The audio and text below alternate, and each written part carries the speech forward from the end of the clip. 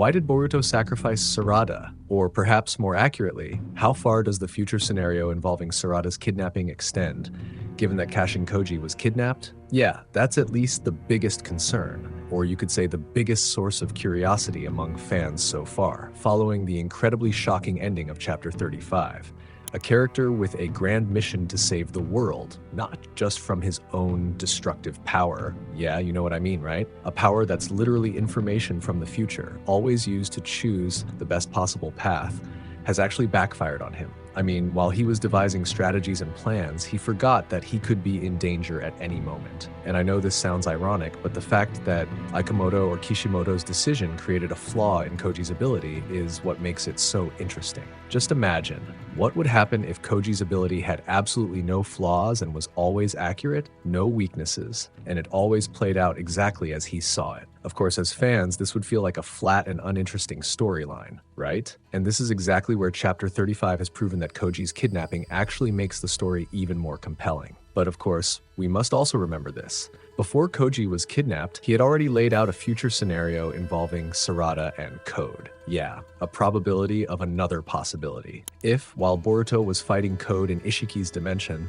Code had absolutely no chance of winning and chose to run or flee, then the likely next step would be to kidnap Sarada and bring her before Jura as bait to lure Boruto out. And interestingly, regardless of whether Boruto's request to Sarada at this point was to let herself be kidnapped by Code, one big question remains about Koji. I mean, was that literally Boruto's own request? Or even if it was Boruto's plan, did Koji know about it? Yeah, maybe this can be answered as simply as saying it was part of Koji's plan, right? But what if the opposite is true? I mean, over the past few chapters, I'm sure you all know that Boruto has started choosing his own path. Yeah, even though he's still under Koji's guidance regarding the decisions and actions he should take, it's at least not absolute. Boruto sometimes chooses his own path regarding what he should do, right? Well, in this case, I want us to try considering another scenario. In other words, that the decision to let Sarada get kidnapped was part of Boruto's own plan, without Koji's knowledge. Furthermore, based on what Boruto said in this chapter, he gave Sarada a pin or symbol as part of his plan. With that pin or symbol, once Sarada is at the location, Boruto will track it down as soon as possible and teleport there. This means there could be two different outcomes. Or more precisely, what is Boruto actually planning? Does he simply want to rescue Sarada and bring her back to Konoha right away? Or is it the opposite? A crazy scenario to end Jura's threat and kill Hidari in order to bring Sasuke back? Yeah, I know this might be a scenario that's too far-fetched and perhaps doesn't make sense. So what's the point, and what does Boruto actually want to do? Because, once again, if Boruto's goal is to let Sarada get kidnapped and then rescue her again, I think that's a waste of time. And it might sound silly, right? But at least this reason might sound somewhat plausible. Boruto needs to know Jura's location. It sounds simple, but if you think about it, Boruto has had absolutely no way of knowing where Jura is all this time. Unlike Code, who can teleport using the claw mark, Jura's whereabouts have always been a mystery and nearly impossible to track. Well, this is where I think the real reasoning behind Boruto's decision lies. By letting Code kidnap Sarada, Code will indirectly lead Sarada straight to the enemy's location. And I know you might easily counter that Boruto already knows that location, right? But as long as there's no direct confirmation, I'm still not entirely convinced. Especially since we know that inside that base, there's a large black cube along with a vast number of tree roots. And the interesting part lies in that black cube. Logically speaking, it's hard to believe that the black cube was placed at the exact same spot where the Ten Tails was sealed, right? And regardless of whether it's true or not, the location where the Divine Tree Man was originally created is the most crucial part, one that should remain a secret. And one more thing. I mean, we have to realize that the black cube isn't just some ordinary or run-of-the-mill object. It's the core.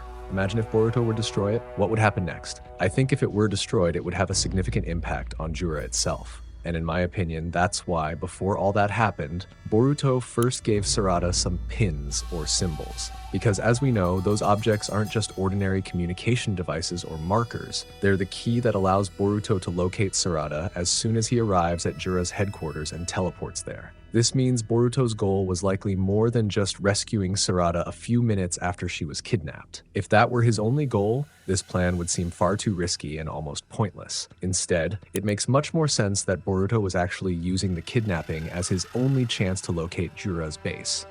a location that no one has ever known before. Because once Boruto manages to reach their base, the situation will change completely. The question now is, once he gets there, will Boruto just bring Sarada home? Or is that actually the beginning of a much bigger plan to end the threat posed by Jura and the Shinju all at once? Yeah, what do you guys think?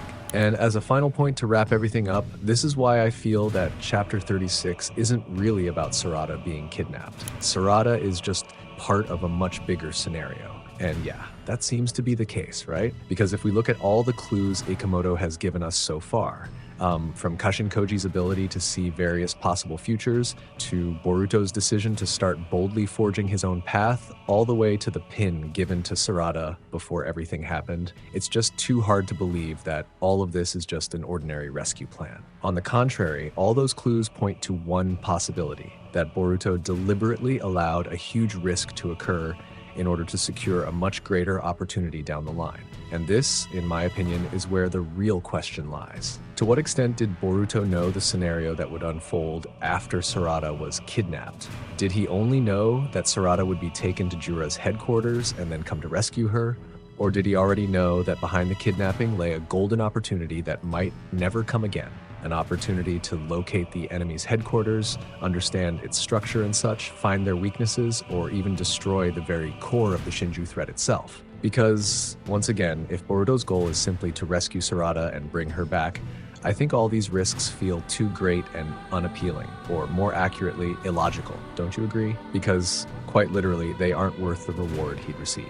Especially if the theory about the Black Cube actually plays a far more important role than we think. That object isn't just a decoration at Jura's headquarters. It could very well be the center of the entire system, connecting the Shinju, or even the very foundation of their existence. And if that's the case, then it makes perfect sense for Boruto to be willing to risk everything just to find that location.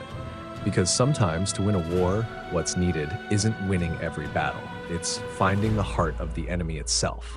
And what makes this theory even more intriguing is one figure, Kashin Koji. Because if all of Boruto's decisions truly stem from his own thoughts without Koji's knowledge, then for the first time we're seeing someone begin to stray from the future path that has always been chosen based on Koji's visions. This means that since Koji was kidnapped, the future they've been relying on might be starting to change little by little. Not because Koji's abilities are flawed, but because Boruto has chosen to create new possibilities that haven't even been considered before. But what do you guys think? What kind of plot twist is coming? Do you have a theory that's even more interesting? Yeah, whatever it is, let's discuss it in the comments. If you enjoyed this, make sure to hit the like or hype button. I'm Nim without the E. See you in the next video. Bye-bye, Data Bio.